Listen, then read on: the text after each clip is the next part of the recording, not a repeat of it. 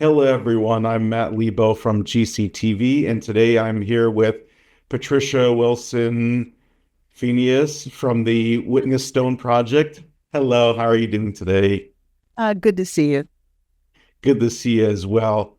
So, you are the executive director and chair of the board of directors for the Witness Stone Project? I, I am now indeed. Dennis Cullinan, who founded our program, was the director, but he's stepped back for a minute. So he's doing special projects and spending a bit more time with his grandchildren. So I have stepped into the role as an interim. Oh, very good. Now, let's jump right into the organization a bit. Can you tell us what type of organization that the Witness Stone Project is? Certainly, it's a 501c3 educational nonprofit. So it is a nonprofit organization that does primarily educational work, but that has a broad meaning. So we're not just in schools; we also work with churches and museums and other sorts of educational projects. All right. And any specifics on what the organization does?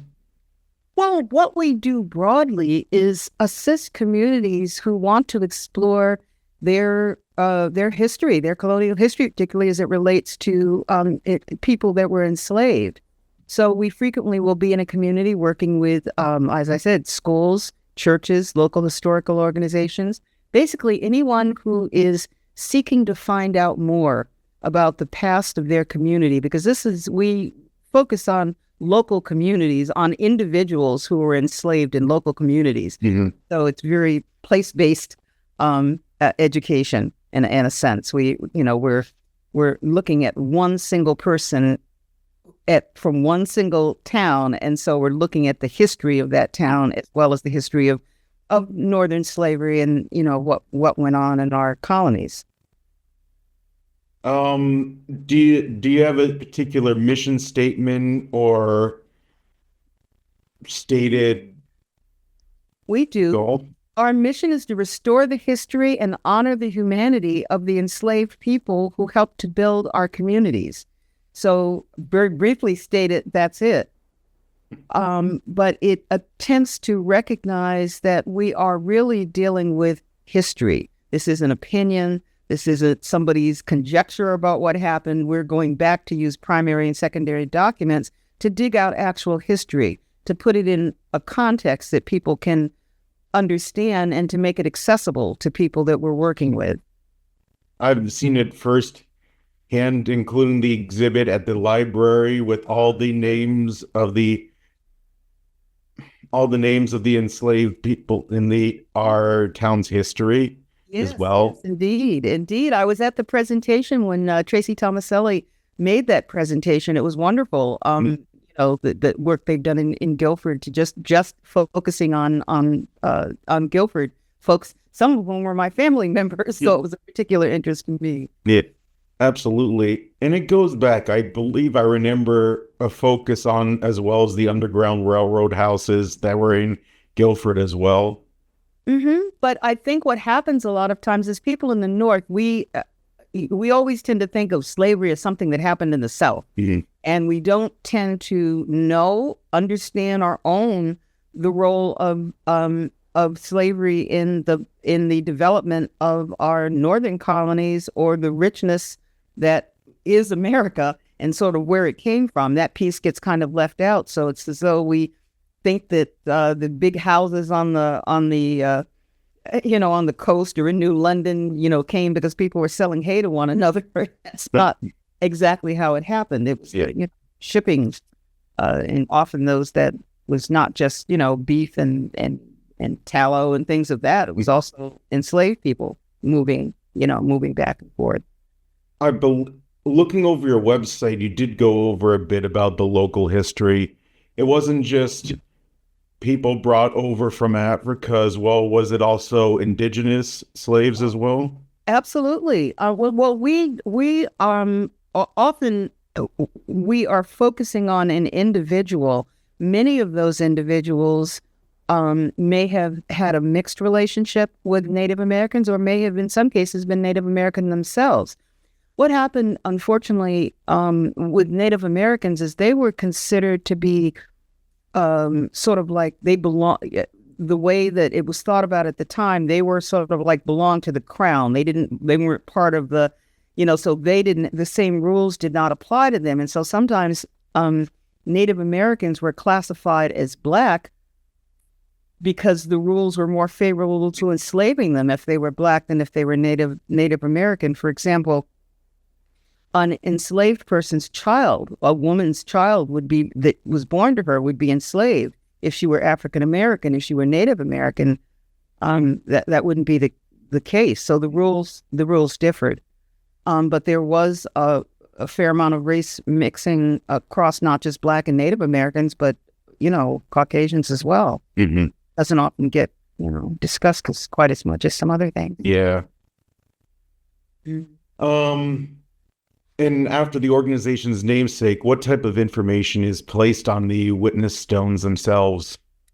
Well, what we tend to place on a witness stone is the name of the individual, and sometimes that's only a first name. We don't always even have a last name, but the name, the years that they were enslaved, or if they were emancipated, when they were emancipated, the type of contribution they made, the type of work they did. They may have been a carpenter, or a farmer, or something else, or they may have had some other special distinction, and if so, that's noted.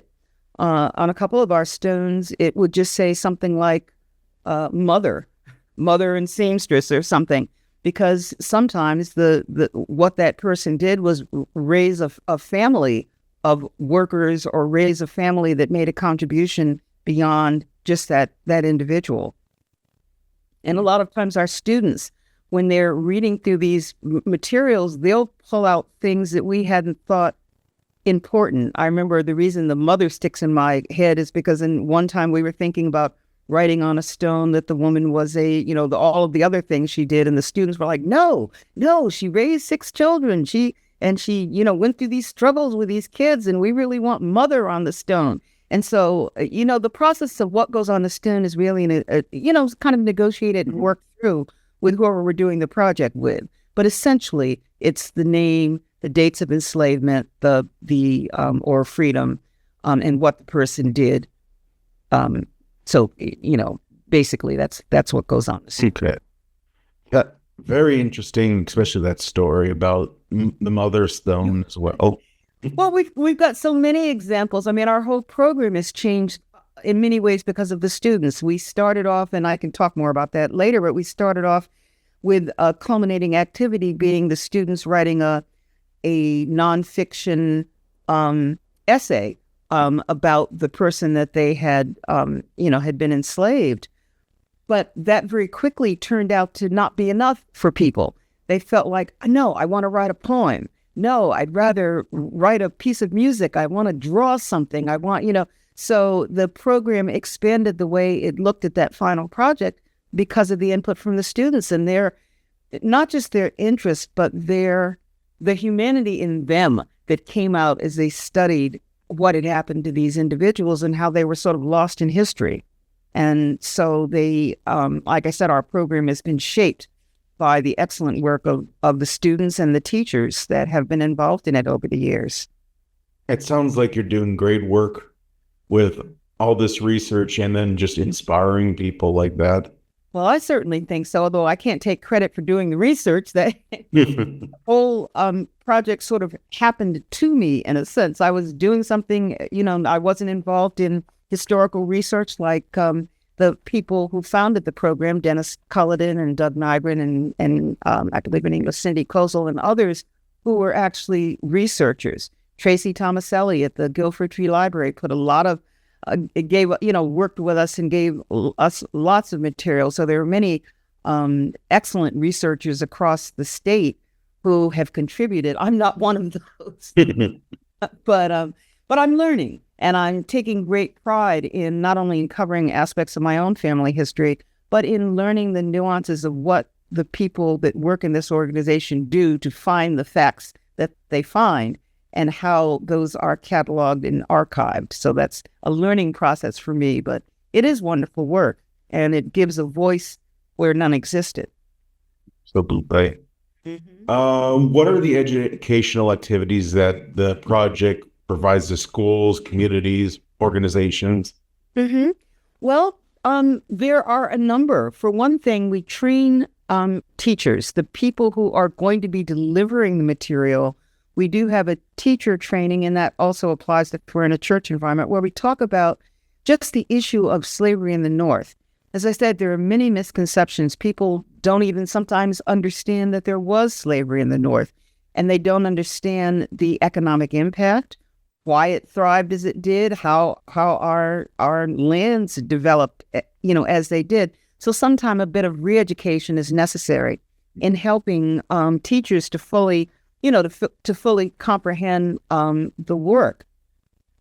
We also have really an award-winning curriculum that we've been using for some time to help students break down and understand slavery. And we use, what we call the 5 themes of slavery the lens through which we look at slavery. And so in using those 5 themes, the kids are walked through gathering the information and then doing what is called a jigsaw, where if you're a teacher or understand how that works, they basically divide the kid. If there are 5 themes, we might have 5 groups of 4 students each looking at a particular theme of slavery. And when I'm talking about these themes, I'm talking about dehumanization, paternalism, how slaves were treated, the treatment, the economics of slavery. And then most importantly, resistance and agency, how people use their agency to resist slavery and to often work their way to freedom or simply to exercise their own humanity within the context of slavery. But that's an important piece that often gets overlooked in this study. It's not like people just acted upon. People were acting as well as, even though they were extremely constrained by the laws and by the social customs of the time, there was still a lot that happened. And that's what we try to focus, some of what we try to focus on. So once the teachers have been trained and once the students have gone through the jigsaw, they then do an individual project. And as I said, it started off as an essay, but it is quickly morphed into all kinds of, I think you said you went to the library and saw some of the work. Some students choose to do art. Some do music. We've had people write, make a sort of a movie, or some very creative students have produced video documentaries and things of that nature. So whereas it started off as an individual activity, culminating in an essay, now we don't know what it might be, but they're all very exciting and they have a meaning to the student beyond the work. I've heard so many students say that this really meant something, that this is the first time that they were maybe studying history when they felt like it engaged them in a way that they felt something real, or that they passed a building or a rock or something that they passed a dozen times before, never knew that it had any meaning or significance, but now in a historical context, it just has, the whole history of their town has more meaning to them. So those are the basic things that we do are provide the research, and then teach the teachers, and then help the student make the research accessible to the students. We use Google Classroom so that we can not only translate documents, but highlight them for students, and students can access them directly through their computers at school, So those are the, sort of a rough outline of the general activities in an educational setting. But we have also worked in museums or with church members where it would be a little bit different, perhaps, because we're not necessarily doing a jigsaw in quite the same way if you're working with adults. But we have the same sort of format where we're sort of re-educating, helping people look at enslavement through the lenses that I just talked about, and then ultimately the activity, whether it's in school, church, or otherwise, results in a culminating installation ceremony, which is when we put the stone in the ground and have, that's often when the community has an opportunity to observe what's gone on, to hear the work of the students, to hear them talk about the project, to, sort of come in and be a part of a community project. Because so often it doesn't just involve the school, it could involve town hall, because a lot of the records that we're researching might be might be something in the first selectman's office or something from way back in history, but is right in our town. The libraries are wonderful resources for old records, probate records, wills, all of those kinds of things are the documents that are used to dig out this history and to put another face on it. And what I mean by that is that so many of the records that exist were simply financial records. The reason we have the records is because somebody was, dealing with property, the enslaved person. And that's the only kind of record sometimes or maybe the first kinds of records that we find. But when you look at history, when you have a full understanding of what was going on, and you look at it through the eyes of somebody other than the person telling the story, or traditionally telling the story, you get a different view. You understand the American Revolution differently when you're seeing it through the eyes of a freedman who fought, for America, perhaps before before his brethren were freed themselves. Or when you hear about the Civil War through the the letters written by a participant. It's a sort of a different way of looking at history, reading between the lines of the records, which can be very cold and not give you a lot of information. But when you read between the lines, there's tremendous information there. And that's what I think we spend our time teaching people how to do. Very good. Very interesting. Good work. Uh-huh. It's What? exciting. I think I find it exciting. Oh, absolutely. And what type of research is conducted by your organization? Well, primarily archival research, but we are researching primary and secondary documents. So we might be looking at wills or emancipation papers or documents that you found, like I said, in town hall that might show property records or the exchange of property. We also look at newspaper art, things that may have appeared at the time in the newspaper or secondary sources. We sometimes use family histories and anecdotes when they can be tied to a historical event. So we gather information. I think the most important part of the work we do is the fact that we use primary documents. We're not teaching people somebody's opinion about what happened. We're teaching people what happened from the records that were kept at the time and that are preserved for us now to look back into the 16 and 1700s and see how things were viewed then. So sometimes that requires interpretation because people thought about things differently then than they do now. And so when you're talking to a group of modern day children and you're trying to explain, enslavement or dehumanization, it's a long jump from anything that they may be accustomed to understand that if people were not viewed as human beings, that's why you dehumanize a slave. You can't make a slave until you dehumanize them. So when you hear, this dehumanization goes on today, you talk about how, people are animals or behaving like animals. And next thing you know, their children are in cages. This is not it's not a mystery how dehumanization happens, and its impact is the same now as it was 300 years ago, in effect.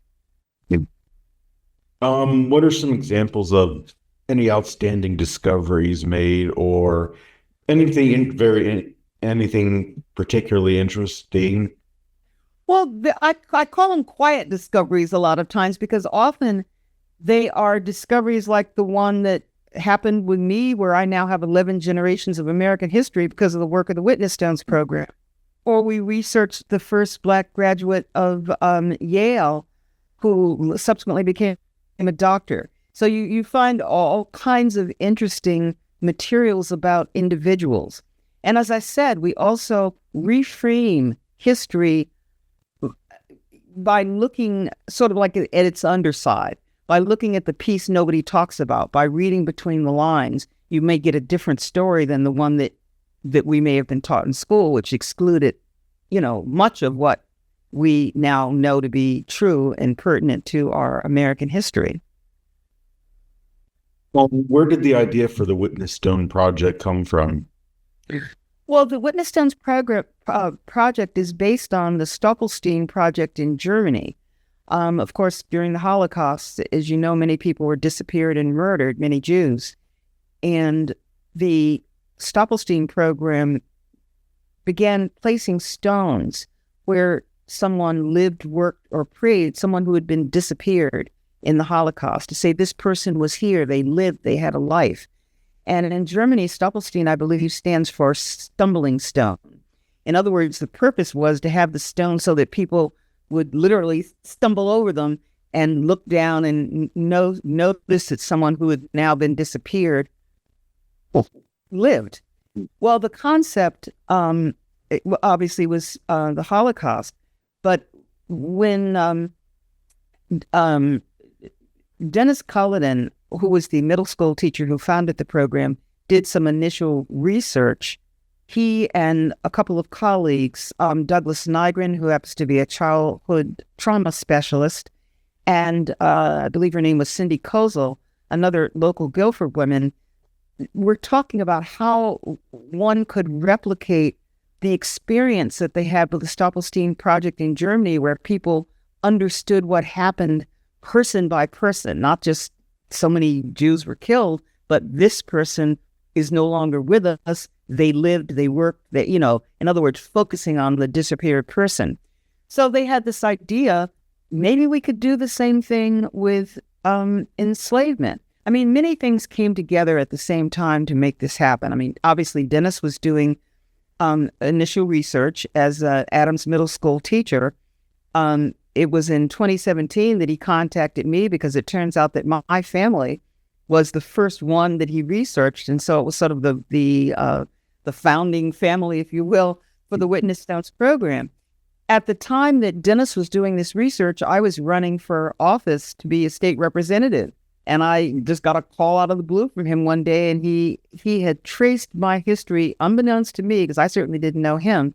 He had found 2 enslaved people in Guilford, and he had traced their history through 8 generations to find me. First, he found my father, who was a Tuskegee Airman. He found his obituary, and from there, he found me. But it was quite out of the blue that he called, and I pick up the phone, and he was very excited to give me this history he had found. And for someone whom I had never heard of, didn't know, just got a call with someone handing you 5 generations of your history. It was quite an amazing time.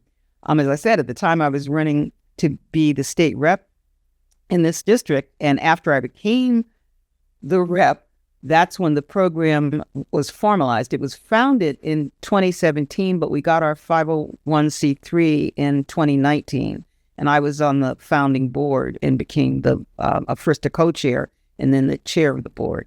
And remained so until Dennis decided to try to get away from us, and then I stepped into the role as executive.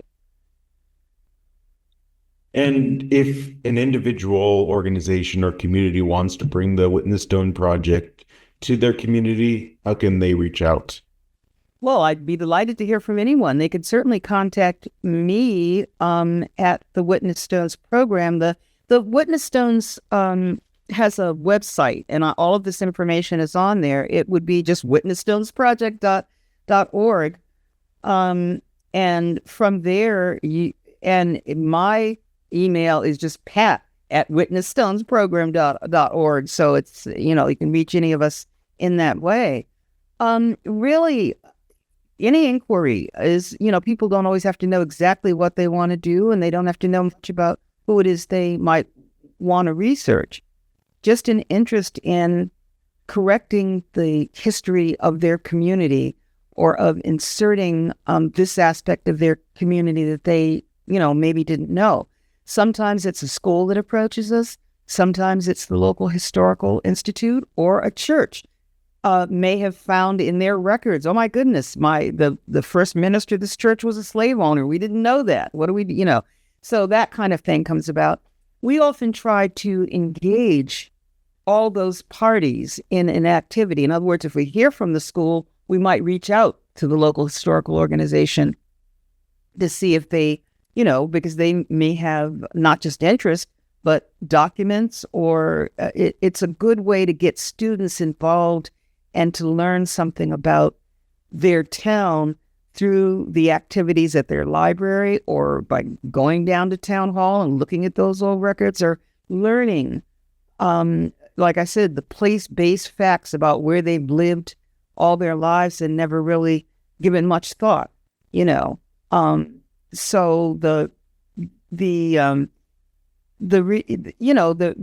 research that we do is pulled from a lot of areas, and we try to involve as many people in the town as we can. If the project starts with a school, obviously that's their call as to who specifically they involve. But often there are churches and, local museums that can enrich any project we're working with, regardless of where it starts. I think the important part for me is that someone wants to do the work and wants our assistance in doing it. We don't go to a town and say, boy, we got somebody you can study. That's not how we work. If somebody has something they want to look at, then we, can make our resources available to help, fulfill their desire to honor the former enslaved people and to understand the contribution that they made. All right. And for people that wish to support the organization, do you take donations or? Absolutely do, and need them desperately. So no, we absolutely do take donations. And we, again, if they go to the website, there's a donate button, or they could just put in their browser, witnessstonesprogram.org/support, and that will take them to the same place, or they could, email me. We do have an office in the Bassett building with the history department at Central. So we could also, if they're on campus, they could, reach us through the history department at Central. But any of those methodologies would work. I must say that we've gotten tremendous support from the Guilford community in the past, and because this project started in Guilford, I guess it's always going to be home. Every time I go back there, I call it home in a sense, because I think back to my 11 generations ago, people that lived in that town. But the town has been generous. Again, I said that the Guilford Historical Alliance was our first fiscal sponsor before there was a Witness Stones program. They were already involved in people like Tracy Tomaselli at the Guilford Free Library have done tremendous, work to help us. But I'm proud of the community involvement that Guilford and other towns across the state have put in. So while I'm delighted with those contributions, we always need more, because the research is expensive and hardly anybody, there's not a lot of funding for this type of work. So we are always anxious to, connect with people, and also people can support us by attending our events, by calling us and asking us questions, by becoming interested in the subject area. There are many ways to support us. There are some people who might you might be amateur researchers, and who knows what might develop. So I would simply say, reach out to us and see how we can, meet your needs, and seek funding to fund the effort. I mean, it's usually the responsibility of the people that we're working with. Yeah. But, it's a small historical community, but a vibrant one, and people are usually willing to pitch in and help one another. And also, we find that when we're doing research in one town, it may lead to connections in another town that we were unaware of, because people have always, traveled in Connecticut. So every now and then I'll find a relative that I was unaware I had in a town I wasn't expecting to. It's fascinating. Oh, absolutely. And now moving a little bit onto yourself, can you tell us a little bit about your background and what brought you to the Witness Stone Project? Sure. Well, I'm a Connecticut person, born and raised in this area. I now live in Ashford. I was in Willimantic.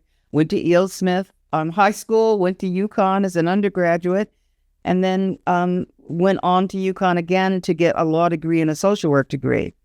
I taught at St. Joseph College for a number of years before, and actually founded the Center for Child Welfare Studies there.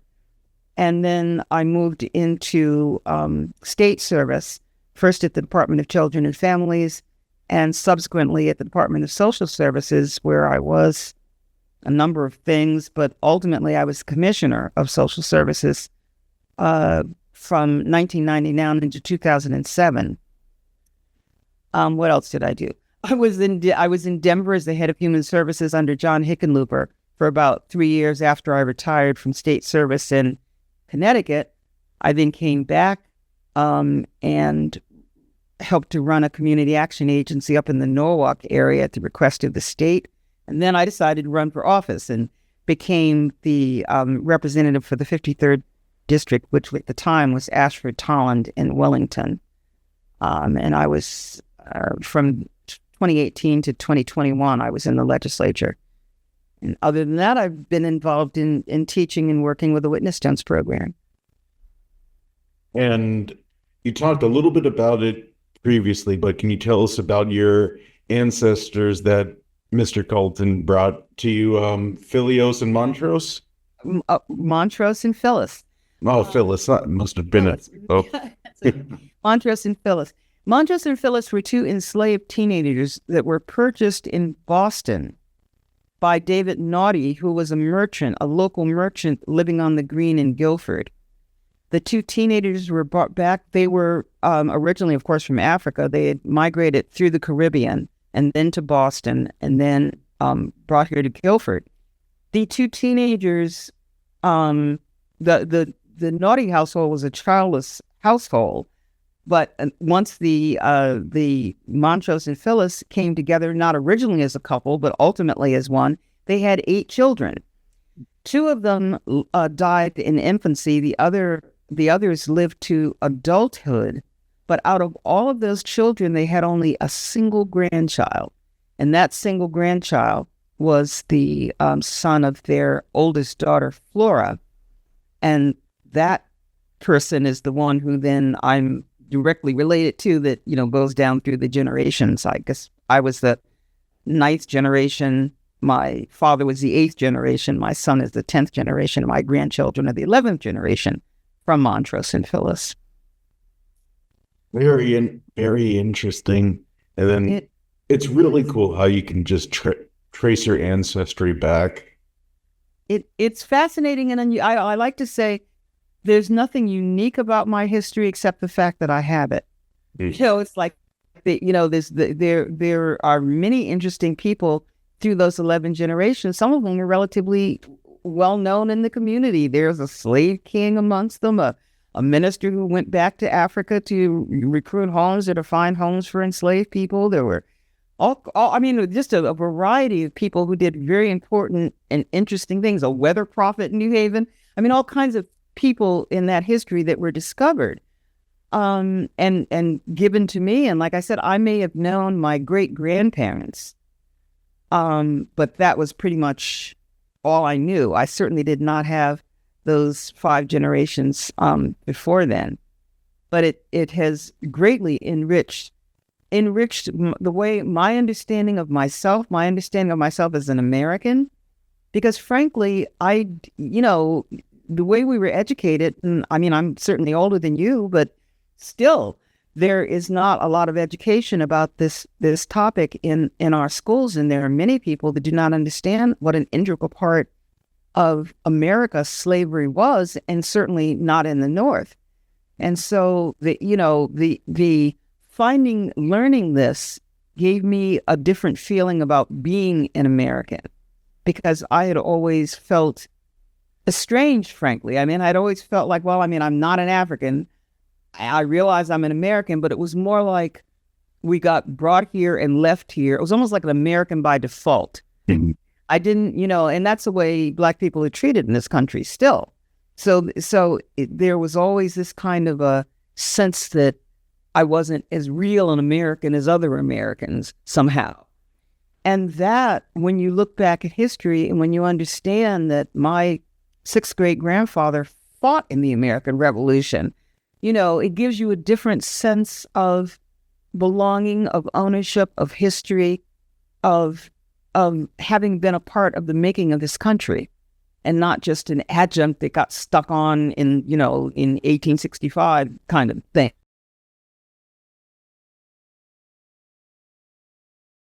Although I did forget where we were. I think I was in the middle of a sentence. Yeah, we were talking Excuse me. about your ancestors. Oh, I was Your rattling on about Montrose and Phyllis.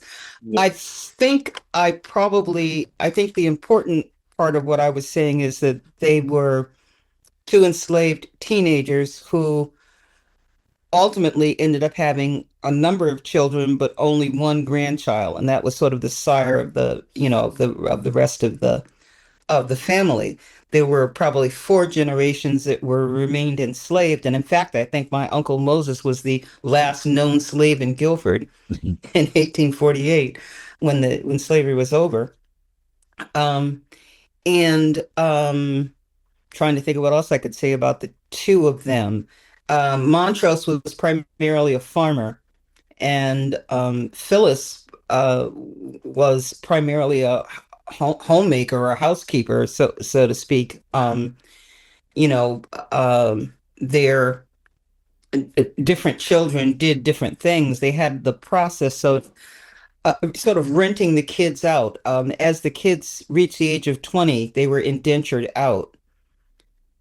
It's actually quite a lengthy story. I don't know how much of it you want me to tell, but the Mr. Naughty, when he died, about 3 years after they came to Guilford, he left the family. At the time of them, there was only three. There was the husband, Montrose, the wife, Phyllis, and one child, I think, when he died.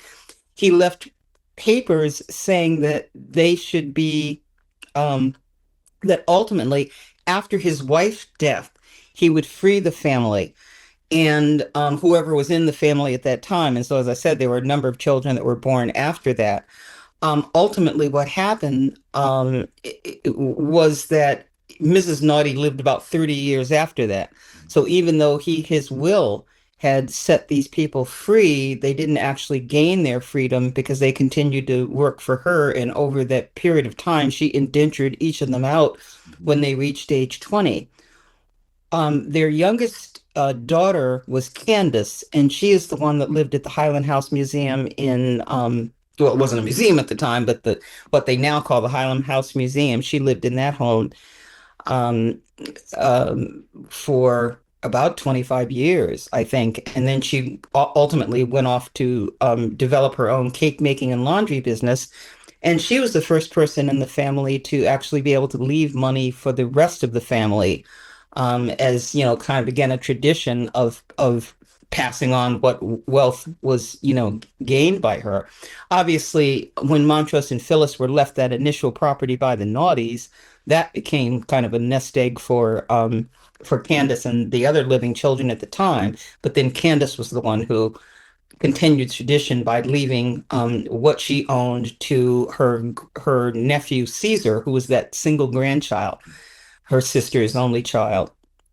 And that sort of began a tradition of of passing on inheritance legally. And in some ways, education has been a very strong leaning in that family, and it started, sort of started very early. But Montrose and Phyllis, I think it is the bank building in Guilford that which originally it's not the house that the Naughties had, but I think the bank was built on that property or built over that property, and that's where you find the stone that is placed, for Montrose and Phyllis. but they're all over Connecticut, not just my family, but we have more than 200 stones in various parts of Connecticut. Mhm. And then the other New England states, there are probably about 40 or 45 stones in the other New England states as well. Very interesting personal history.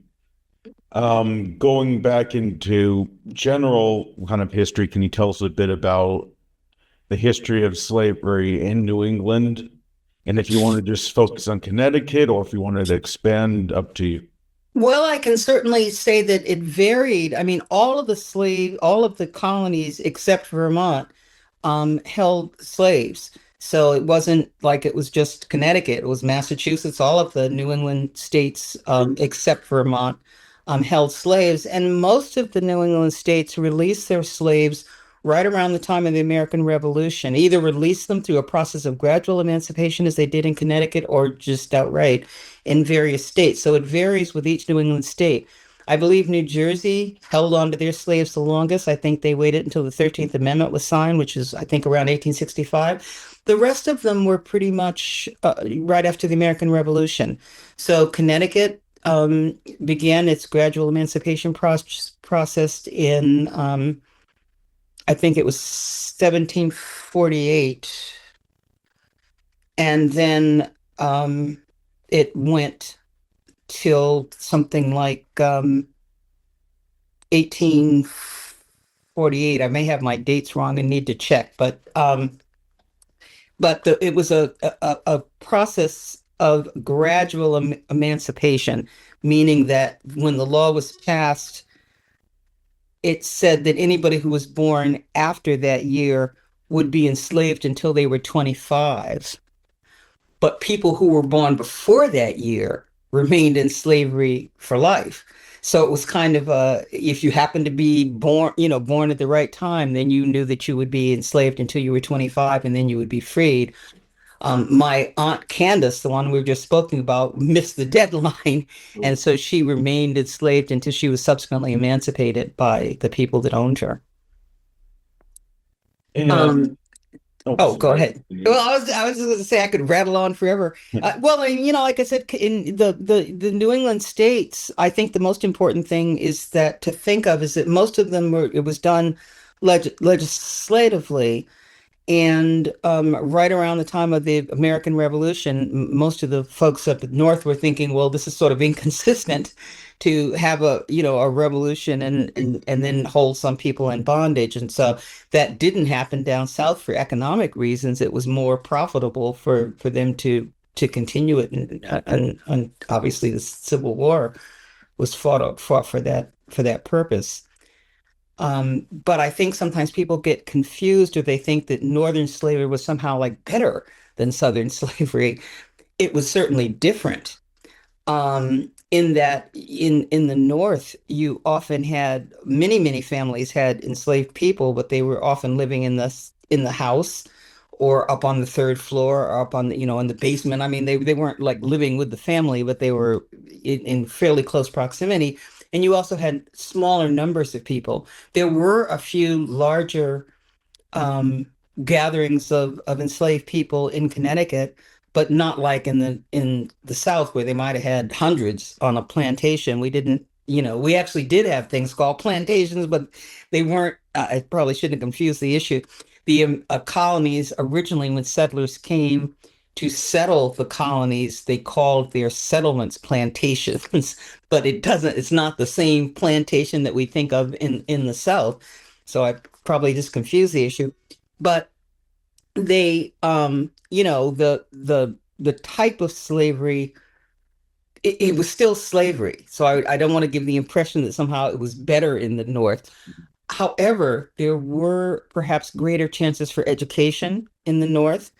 Many of the religious people held slaves in the North, and often they would teach the Bible or teach people to read so that they could, learn the Bible. And so education generally was better in the North, although for many it was outlawed in anywhere. I mean, there are places where teaching a black child to read was outlawed and punishable, in a variety of terrible ways. So there are things about slavery that were the same. For example, one's children being born in that same condition. If you were an enslaved woman and had a child, that child was a slave. So that was the same, in North and South. Um, and there were similarities. There were people in the South that sometimes left property to their slave, not very often. It did happen with some perhaps greater regularity in the North. I said that the size of the type of work may have been different because we didn't have those huge farm, we weren't producing cotton and things like that. In the North, we were cutting hay, we were, curing salt, we were doing other things. Mm. But the type of slavery that they had in the West Indies and the South was a little bit different, but you still were owning people. You were still being children sold. There were still being people suffering terrible punishments for minor offenses. There were still many of the kinds of constraints on people gathering in small groups or learning to read and write, or those kinds of restrictions were applied in the North as well, as they were in the South. So while there are differences, slavery was slavery. Yeah. Now, since it is February, when did Black History Month start being observed, and are there any specifics on who started it? Mm-hmm. Carter G. Woodson was I believe he was a doctor, a professor of some sort in 1926, started Black History Week. It took about 50 years for it to become Black History Month.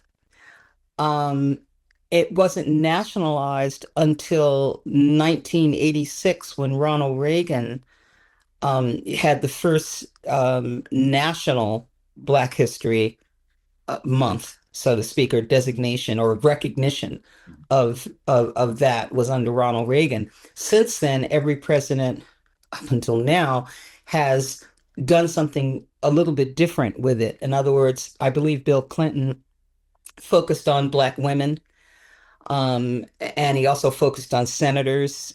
So different presidents have focused on a different aspect sometimes of Black history, but it's been celebrated regularly, annually since 1986.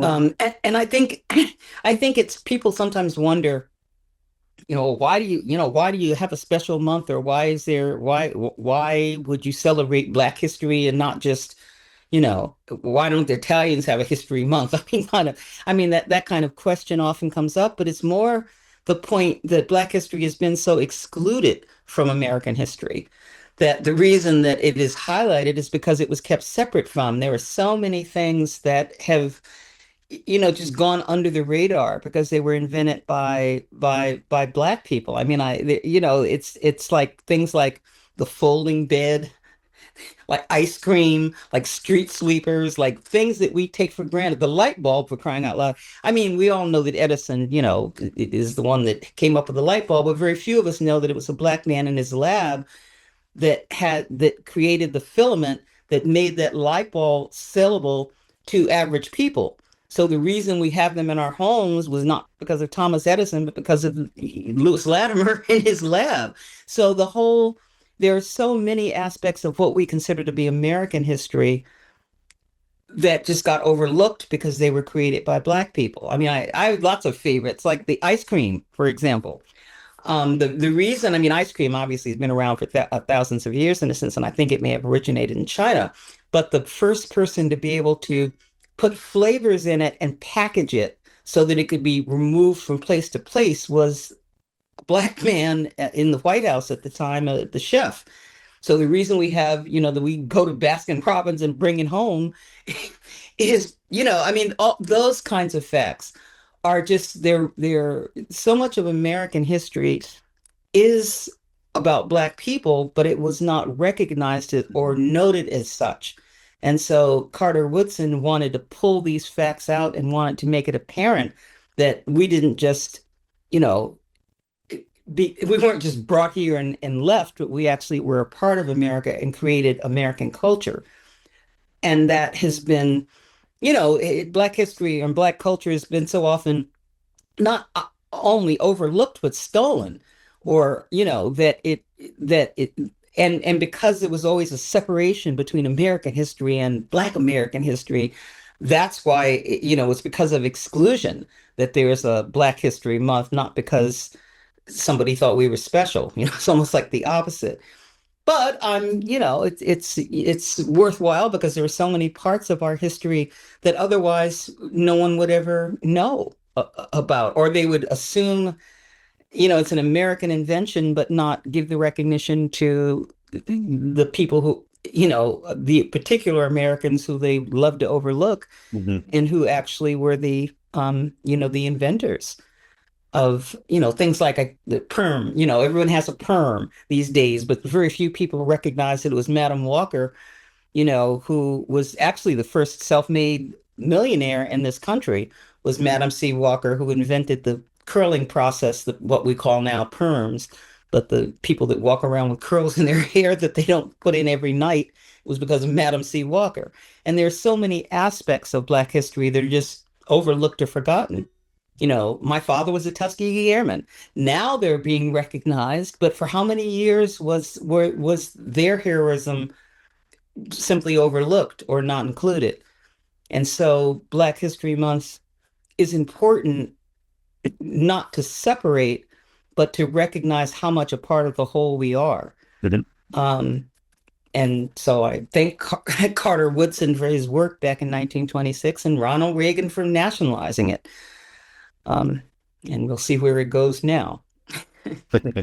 Great. Well, thank you so much for speaking with us today. Oh, you're so welcome. And again, reach out anytime to me, witnessstonesproject.org. You can find me there. You can find Dennis there as well as our operations manager, Liz Lightfoot, who's also a teacher, and our whole crew. So if we can be of any assistance to anyone in researching their history and culture as it related to America, and particularly those people that were enslaved in America, then we're happy to do so.